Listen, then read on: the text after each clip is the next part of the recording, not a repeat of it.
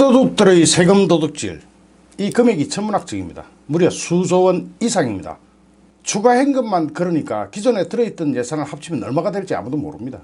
그 돈이 전라도 지역, 호남 지역에만 편중되었다면 이것이 정상적입니까? 그 내역을 한번 살펴보겠습니다. 민주당과 범여권 군소정당들, 이 4+1이라는 것은 실체가 없는 겁니다. 특히 대한신당 이런 데는 아직 무소속입니다. 그러니까 그런 이상한 데만 끌어모아 가지고 제1야당을 제치고 자기네들끼리 기습, 날치기 처리한 그 예산안이 호남 지역에 특히 집중된 것으로 드러났습니다. 한국당을 패싱하고 밀실에서 짬짬이로 확정한 예산이 결국 민주당과 군소정당들 협조를 했으니까 떡을 줘야 되겠죠. 군소정당들이 지역구인 호남 예산 정액에 집중된 꼴입니다. 이른바 4+1 야바이 협의체는 지난 10일 자신들이 수정한 예산안을 강행 처리했습니다. 수정된 예산안을 꼼꼼하게 들여다보면 정액된 예산 대부분이 호남의 전라도 지역에만 집중된 것으로 확인할 수가 있습니다. 지난 10일 4+1 야바이 협의체가 심의한 수정 예산안에 협조한 군소정당과 무소속 의원들은 모두 33명, 이 중 19명이 호남의 지역구를 두고 있습니다. 덕분에 전체 예산은 1조 2,500억 원 줄였지만 호남 지역의 예산은 오히려 기존 정부 제출안보다 무려 1조 1,000억 원이나 늘어났습니다. 이렇게 늘어난 예산은 누구의 지역에 얼마나 돌아갔을까요? 우선 박지원 대한신당 의원은 이번 예산 정액의 대표적인 수혜자가 됐습니다. 목표가 지역구인 박지원 의원은 무려 567억 원을 챙겨갔고, 이것도 추가된 것만입니다. 기존에 있던 거 빼고 추가된 것만. 전남 고흥 보성 장흥 강진군이 지역구인 황주홍 평화당 의원은 276억 원을 각각 정액해 챙겨갔습니다. 이것도 늘어난 것만입니다. 기존에 있던 건 얼마인지도 모르고 아직 안 나왔고요. 전북 익산시 을 조배숙 평화당 원내대표 역시 56억 챙겨갔고, 광주광역시 국회의원 8명 중 바른미래당 변혁 소속 권은희 의원만 싹 빼고, 그건 협조를 안 했으니까 빼버리고 나머지 7명이 이번 예산안 통과에 협조했습니다. 역시 그 보답은 예산 증액. 호남 고속철도 광주 목포 구간 건설 사업은 정부 안대로 하면은 420억 원이면 충분한데 밀실 야합을 거치면서 무려 2배가 넘는 900억 원으로 부풀려졌습니다. 이 돈 누가 헤쳐먹을지 궁금하네요. 이 밖에도 광주 광진 고속도로, 광주 도시철도 2호선 사업에 각각 230억 원, 220억 원이 정액됐습니다. 기존 거 빼고 정액된 것만 그렇습니다. 정부 원안에는 존재하지도 않던 사업이 어느 날 갑자기 생겨나는 진풍경도 벌어졌습니다. 광주 전남지방 중소벤처기업청 청사 리모델링에 35억 5,300만 원, 광주시 남구 송화동 마을 하수관로 정비사업에 2억 600만 원 등 7개 사업이 신설됐습니다. 여기다가 박지원이는 한술 더 떱니다. 목포 예산 1,047억 원이 정액됐다면서 나발을 불고 홍보를 하고 다니고 있습니다.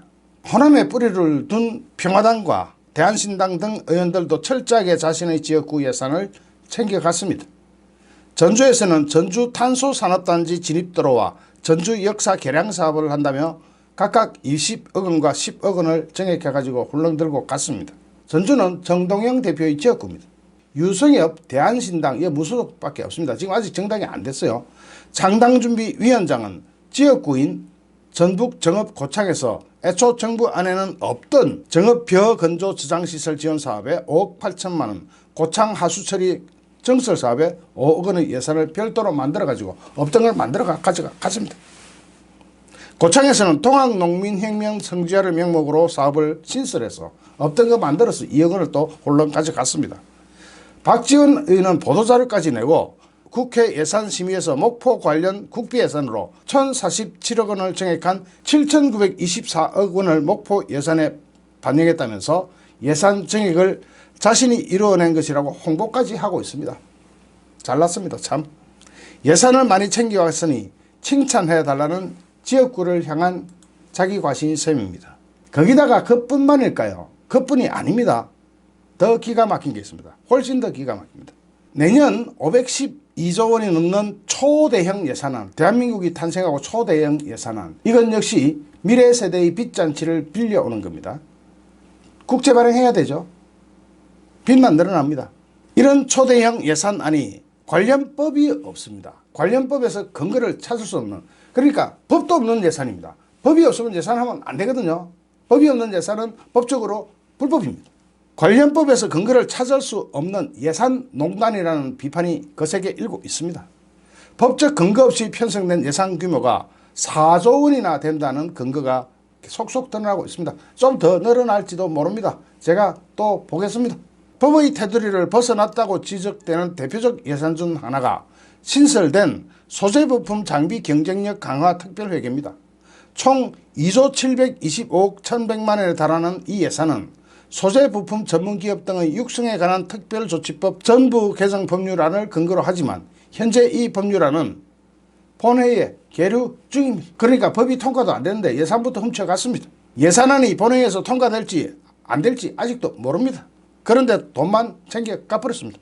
이 예산안은 당초 정부 편성 예산안에는 포함되어 있지 않았던 건데 4+1 이런 야바이 협의체가 예산을 심의 의결하는 과정에서 억지로 낑가 넣었습니다. 그래서 돈 훌렁 들고 갔습니다. 뿐만 아니라 관련 법률이 소관 국회 상임위조차 통과하지 못한, 그러니까 폐기된 법률에 대한 예산도 들고 가버렸습니다. 몽탕 도둑질을 다 해갑니다. 기초연금 예산과 장애인연금 예산은 관련법인 기초연금법 일부 개정 법률안과 장애인연금법 일부 개정 법률안이 모두 국회 법제사법위원회에 계류 중이며 사회서비스원 설립 예산 120억, 공공의료대학원 설립 예산 9억 5천만 원, 이런 거는 각각 사회서비스 관리 및 지원에 관한 법률과 국립공공보건의료대학 설립 운영에 관한 법률안이 관련법으로 모두 보건복지위원회에 계류 중입니다. 올 연말 지나면 이것도 없어지는 법인데 그냥 돈부터 들고 튀습니다. 문제는 이런 식으로 관련법에 근거하지 않은 예산이 모두 합쳐 4조 원에 육박한다는 점입니다. 더 있을 겁니다. 더 찾아내야 됩니다. 이처럼 법적 근거가 없는 예산안은 유효할까요? 전문가들은 관련법이 없다고 해서 관련 예산안이 당장 사라지는 것은 아니지만 다만 위와 같은 법률이 없으면 예산이 성립돼 있다고 하더라도 현실적으로 지출을 할 수는 없다고 분석하고 있습니다만은 지출 안 할까요? 문재인이가 그런 사람입니까? 웃깁니다. 이러한 예산이 문제가 되는 또 다른 이유는 4+1이라는 야바이 협의체에 참여한 군소정당들이 지역구 예산을 대거 훔쳐갔다는 겁니다. 전라남도의 예만 한번 들어봅시다.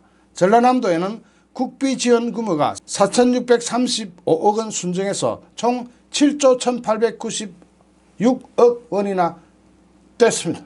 기가 찹니다. 이에 대해 한국당은 국회의원 심의 표결권 침해를 이유로 헌법재판소에 권한쟁의 심판 청구를 할지 검토 중입니다. 하지만 헌재에 유권 해석을 요청하는 것이 실질적 대처인지는 회의적 시각이 횡배합니다. 왜냐하면 헌재가 한국당의 청구를 받아들여 인용 결정을 내린다 하더라도 그 다음 절차가 마땅치 않습니다. 없습니다.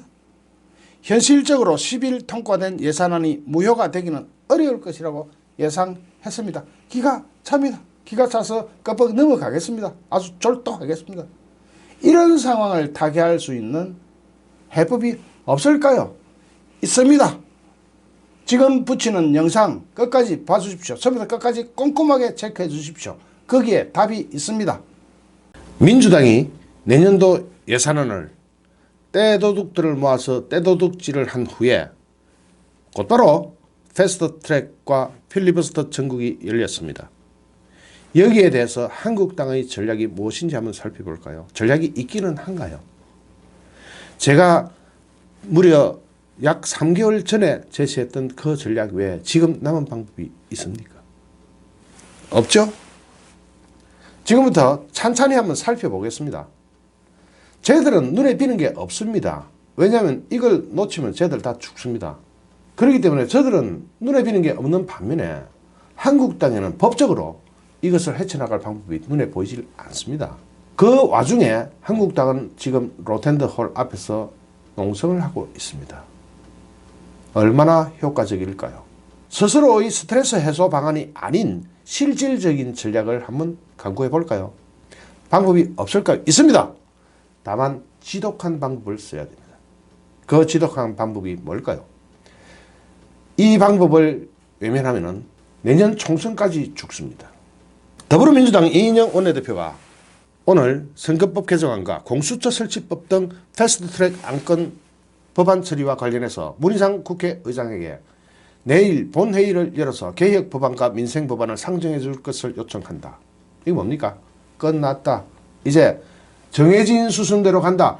제가 한국당의 전략과 민주당의 전략을 그대로 다 하나도 감추지 않고 다 브리핑 해드린 바가 있죠.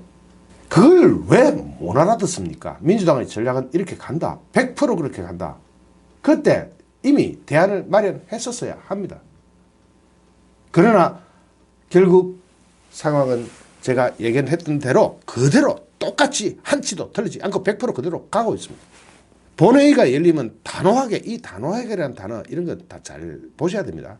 얘들은 한국당이 어떤 선택을 하더라도 무조건 간다 이런 뜻입니다. 무조건 갑니다.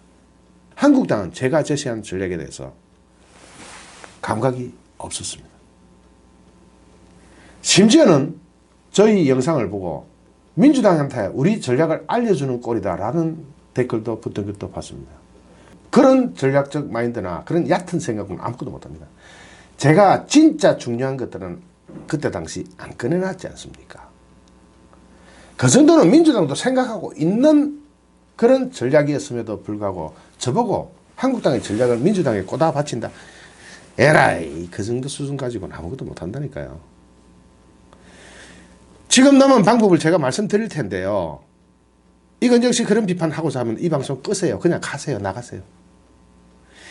정말로 심사숙고해가지고 하루 반나절 동안 영상 하나도 못 올리면서 선택한 찾아내는 방법이 무엇일까요?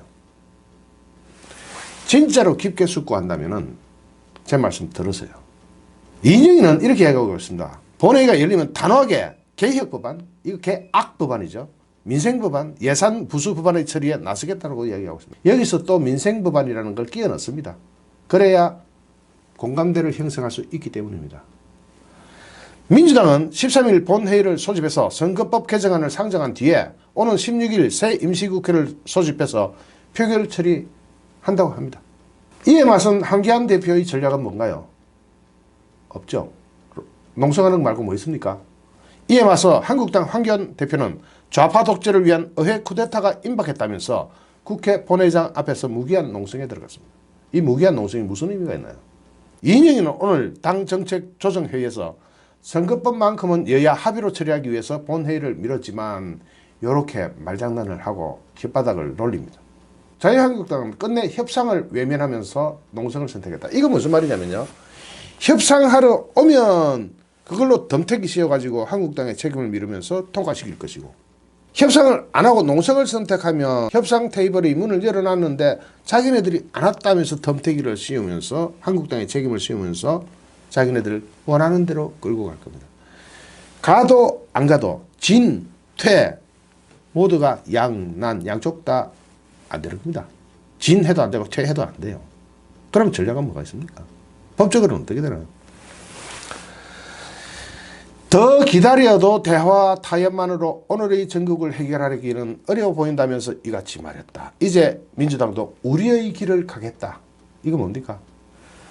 가면 간다고 덤태기 씌우고 안 가면 안 온다고 덤태기 씌워서 민주당은 자기네들이 정해놓은 길, 제가 이미 민주당의 전략하고 발표했을 때 해놓은 그 전략 그대로 가겠다는 겁니다. 민주당의 전략은 제가 약 일주일 전에 다 여러분께 보고 드렸습니다.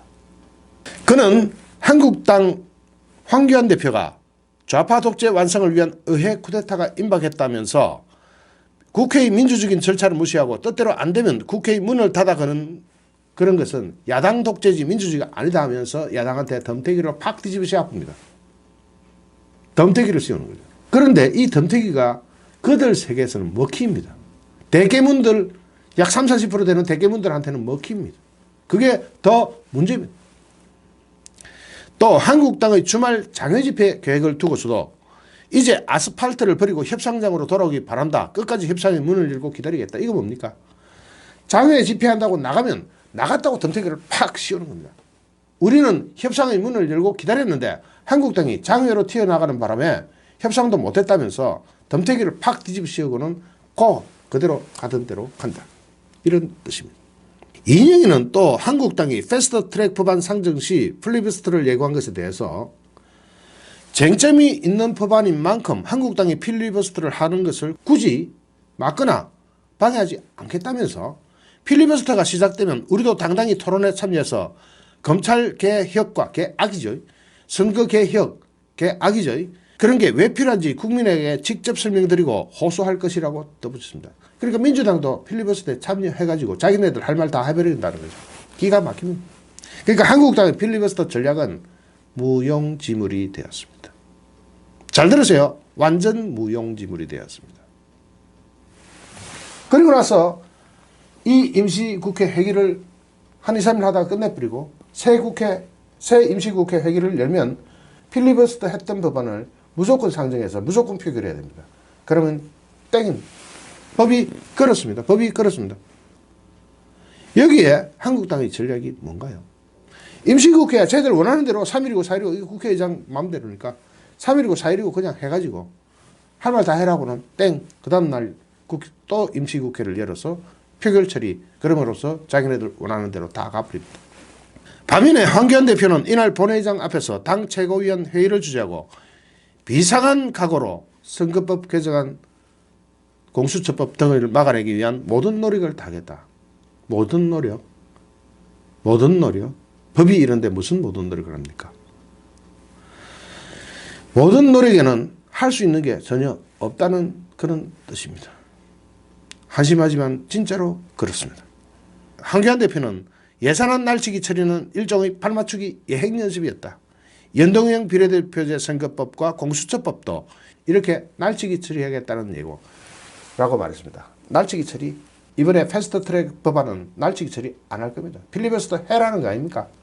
그리고 3일이고 4일이고 짧은 기간에 보통 임시국회 30일 하잖아요. 3, 4일 만에 쫑쳐버리고 30일이고 나버리고 딱 끝납니다. 바로 다음 회기 열어서 다음 임시국회 열어서 처리해버리겠다. 한국당 하고 싶은 대로 다 해, 한국당 하고 싶은 대로 다 해라 하고는 임시국회 회기를 줄여버리는 겁니다. 제가 이거 다 민주당이 선택하는 전략안에 대해서 브리핑 드릴 때 영상 올릴 때 설명 다 드렸던 거죠. 민주당은 자기네들 원하는 방식대로 다 한다. 사실 제가 방법을 제시했을 때 심지어는 제가 한국당 전략을 민주당에 꼬나바친다고 댓글 다신 분들도 계십니다. 그런 정도의 두뇌로는 아무것도 못합니다. 차라리 그런 비판을 하지를 마세요. 제가 한국당과 민주당의 전략을 이야기할 때 한국당의 전략 중에서 중요한 포인트는 제가 빼고 말씀드린 겁니다. 그 정도도 생각 못합니까? 그 정도 전략 부재 마인드로 뭘 어떻게 하겠다는 겁니까? 그런 댓글 붙이시는 분 이제 앞으로 그런 글 쓰지 마세요. 자격이 없다고 봐야 됩니다. 그런 자질로 뭘 어떻게 하겠다는 겁니다. 제가 하루 반 동안 고민했습니다. 제가 떼도둑들이 세금 도둑질 하는 거 보고 하루 반을 고민하고 이 방송을 합니다.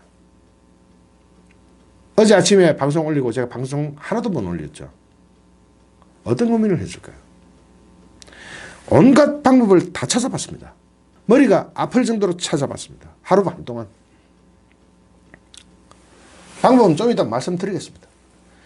황교안 대표 의원들은 전날 오후부터 로텐더 홀에서 무기한 농성 중입니다. 본회의장 길목에 해당되는 이곳에는 나를 밟고 가라는 현수막이 놓여 있습니다. 이 사람들 그냥 밟고 갑니다. 밟고 가려며 하면서 밟고 가쁩니다. 그리고는 표결해버립니다. 뭐로 막을 건데요? 막을 방법이 있어요? 없잖아요. 왜? 제가 그렇게 고심해서 올리는 영상에 대해서 그런 전략을 채택하지는 않고 딴짓들 하고 있다가 이렇게 덤태기를 씁니까? 쓰기를. 그러면 방법은 있느냐? 한국당의 전략 다시 한번 볼까요? 방법이 있는가? 내년도 예산안 처리 과정에서 4+1이라는 도적떼들의 위력을 실감한 한국당이 선거법 개정안과 공수처법 등 패스트트랙 지정법안 처리를 막기 위해 대응책 마련에 고심하고 있지만 뾰족한 수를 찾지 못하고 있습니다. 이게 현재의 한국당 주소입니다.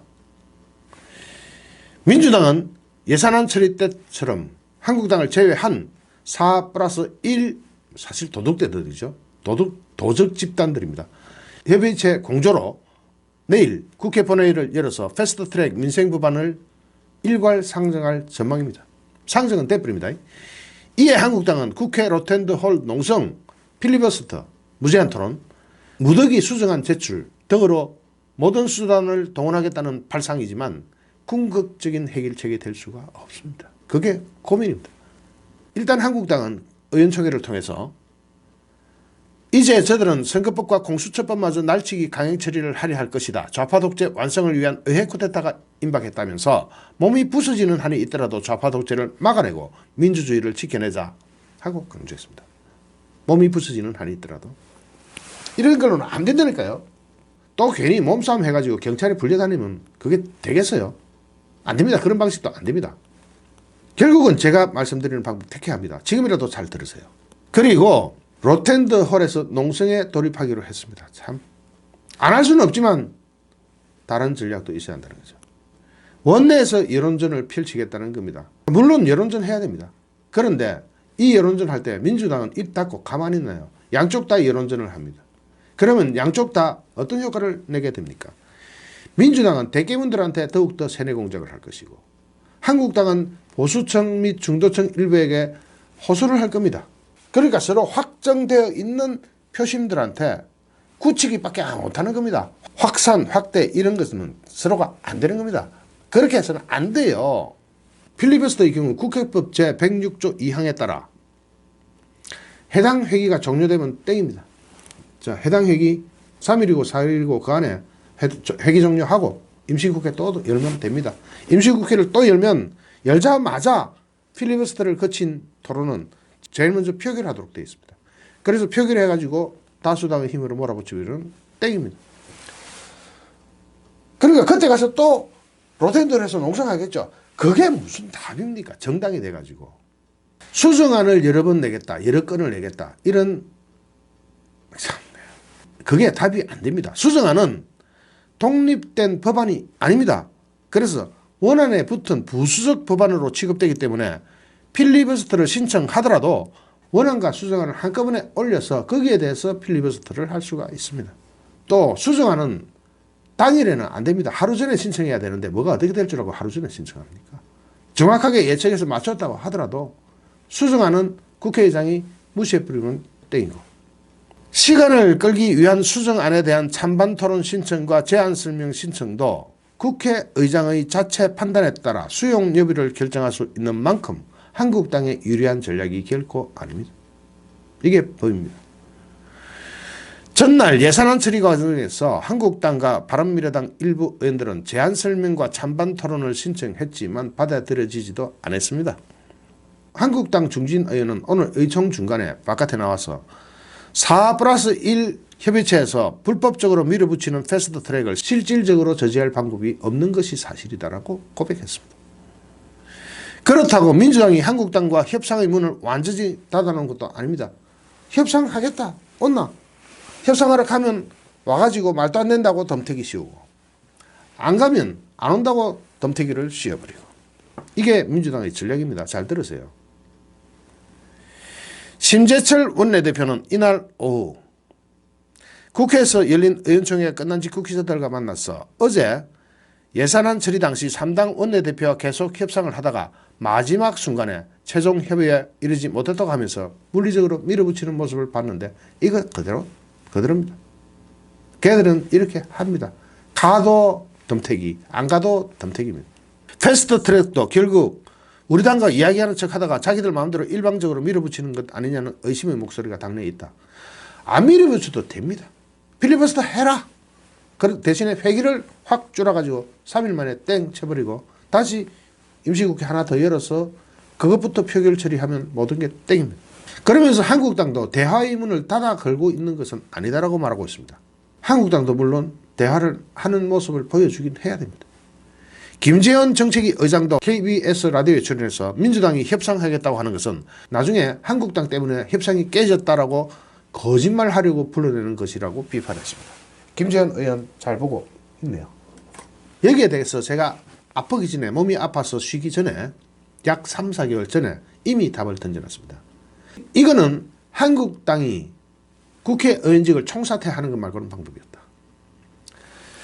그리고 조기 총선을 하는 것 말고는 답이 없다. 조기 총선 법적으로 안 된다고 칩시다.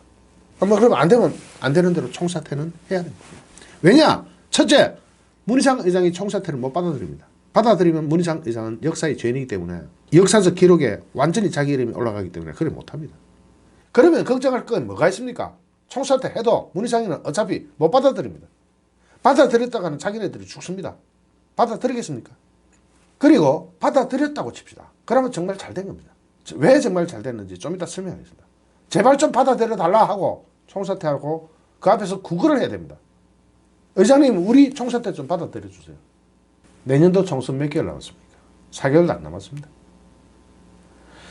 4개월 가지고 국회의원직 해가 세비 더 타면 뭐합니까? 그게 몇 분 해야 됩니까? 지금이라도 한국당 의원직 총사퇴 해야 됩니다. 왜 총사퇴 해야 되느냐? 어떤 사람들은 이런 한심한 소리를 합니다. 민주당은 한국당 의원들이 총사퇴를 하면 베네수엘라식으로 밀어붙여가지고 베네수엘라식 공화국을 만들어낼 것이다. 틀렸습니다. 그거 아닙니다. 그렇게 나약한 생각으로는 아무것도 못합니다. 왜냐? 그들은 한국당이 있든지 없든지 불문하고 베네수엘라식으로 갑니다. 지금 가고 있습니다. 한국당이 막을 수가 있나요? 의석수 108석으로? 못 막습니다. 어떻게 하든 베네수엘라식으로 갑니다. 가고 있습니다. 이번에 예산안 처리하는 거 보고도 그런 말씀하세요. 무조건 베네수엘라식으로 갑니다. 이순신이라는 영화 보셨죠? 거기 보면 천행이라는 단어가 나오죠. 이순신의 아들이 아버지한테 묻습니다. 어떻게 그런 생각을 하셨습니까? 하니까 주연 배우가 그런 이야기를 하죠. 천행이었다. 천행. 우리한테도 천행이 있습니다. 그것이 바로 내년도 총선입니다. 자, 지금 의원직 사퇴한다고 칩시다. 그렇다고 해서 문희상이가 받아들일까? 국회의장이 받아들일까? 못 받아들이겠죠. 못 받아들이면 내년도 4월달까지 세비 받아먹는 데는 지장 없습니다. 국회의원회관도 그대로 쓸 수 있습니다. 문희상이가 받아들일지도 모른다. 받아들여주면 더 땡깁니다. 각자 지구당 사무실로 내려가세요. 아니면 한국당 당사 있잖아요. 한국당 당사에 전부 집결하세요. 의원직을 총사퇴할 때 국민한테 솔직하게 하나도 감추지 말고 그대로 말씀하십시오. 이해를 구하십시오. 이런 국회가 왜 필요하냐고. 야당의 의사를, 야당의 의견을 이렇게 무시하고 자기네들끼리 마음대로 하는 국회가 그게 국회냐고 국민한테 호소하십시오. 이런 국회가 왜 필요합니까, 국민 여러분? 그리고 국민에게 이런 말씀을 하셔야 됩니다. 이제 방법이 없습니다. 방법이 유일하게 있다면 내년 총선에서 이런 독재 여당을 심판하고 야권이 절대다수 의석을 확보하는 길 외에는 남은 방법이 없다고 국민한테 호소하면서 의원직을 사퇴하십시오. 지금 해야 됩니다. 더 이상 날짜가 없습니다. 그러면서 자기네들 마음대로 선거법이고 공수처법이라고 하라 그러세요. 그리고 다수당을 차지하게 되면 공수처법 그거 폐기해버리면 됩니다. 별거 아닙니다. 자, 의원직 사퇴하세요. 그리고 솔직히 국민한테 동의를 구하십시오. 양해를 구하십시오. 국민은 이해해 줍니다. 저거 마음대로 어차피 할 건데 그거 있으면 뭐합니까? 하고 국민한테 이야기하십시오. 어차피 청와대가 무지막지한 권력을 행사하고 있으니 내년 총선에서 힘을 모아달라고, 최소한의 견제라도 할 수 있는 힘을 모아달라고 하면서 정말로 할 수 있는 일이 없어서 108석으로는 아무것도 못할 것이기 때문에 의원직을 눈물로 총사퇴할 수밖에 없다고 국민한테 호소하십시오. 한국당은 지금이라도 솔직히 하소연하면서 의원직을 총사퇴하시면 됩니다. 제발 믿으세요. 국민 여론은 그렇게 해야 움직입니다. 그렇다고 해서 의원직을 총사퇴한다고 해서 정치 행위를 그만두시면 안 됩니다. 더 지독한 정치 행위를 하셔야 됩니다. 뭐냐? 당을 정상적으로 운영하면서 내년도 공천 이런 걸 깨끗하게 하십시오. 누가 봐도 정말로 혁신적이다 할 수 있을 정도로 하십시오. 그리고 3선, 4선 이상 의원들 제발 부탁드리는데 이제 내려놓으세요. 그리고 국민이 원하는 공천을 하시면 됩니다. 그렇게 당을 정상적으로 운영하면서 내년 총선 체제로 돌입할 수밖에 없다고 숨기고 자시고 할 거 없어요. 그대로 속마음 그대로 불과 4개월짜리 국회의원 더 하면 뭐합니까? 이렇게 하면서 우리 그런데 욕먹어도 좋으니까 지금 총사퇴할 수밖에 없습니다라고 이야기하면서 그렇게 솔직하게 고백하면서 국민한테 이해를 구하십시오. 잘 들으세요. 이럴 수 있는 시간도 이제 별로 없습니다. 고작 3, 4일. 물론 살고자 하면 다 죽습니다. 살고자 하면 다 죽어요. 그러나 죽고자 하면 다 삽니다. 생적 필사, 사적 필생. 잘 들으세요. 다 죽으세요. 그러면 다 삽니다. 좋아요, 구독하기, 공유하기는 제게 큰 힘이 됩니다. 감사합니다.